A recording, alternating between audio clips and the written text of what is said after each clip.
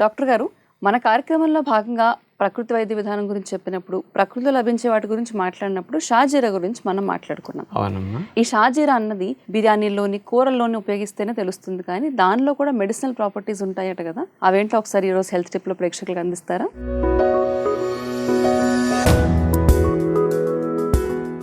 H pylori bacterial infection ప్రేగుల్లో కొంతమందికి ఎక్కువ ఉన్నప్పుడు రకరకాల ఇబ్బందులు, జీర్ణకోశ సంబంధమైన సమస్యలు, గ్యాస్ట్రైటిస్ వాళ్ళకి ఎక్కువ వస్తూ ఉంటుందమ్మా. ఓకే. అలాంటి వారికి ఆ హెచ్ పైలోరీ బ్యాక్టీరియాని తగ్గించేయటానికి, చంపేయటానికి షాజీరా బాగా ఉపయోగపడుతుంది. ఇది ఏం చేస్తుంది, ప్రేగుల్లో ఆ హెచ్ పైలోరీ బ్యాక్టీరియా ఆమ్లత్వాన్ని తగ్గించేసేస్తుంది, డైజెషన్ సమస్యలు వస్తాయి, అది బ్రతకటం కొరకు.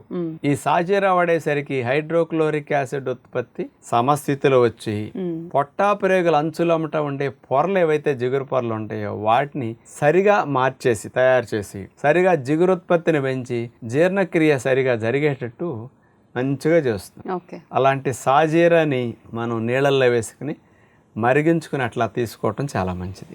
పౌడర్గా కొట్టుకుని పౌడర్ కూడా నీళ్ళలో కలుపు త్రాగేసేయచ్చు.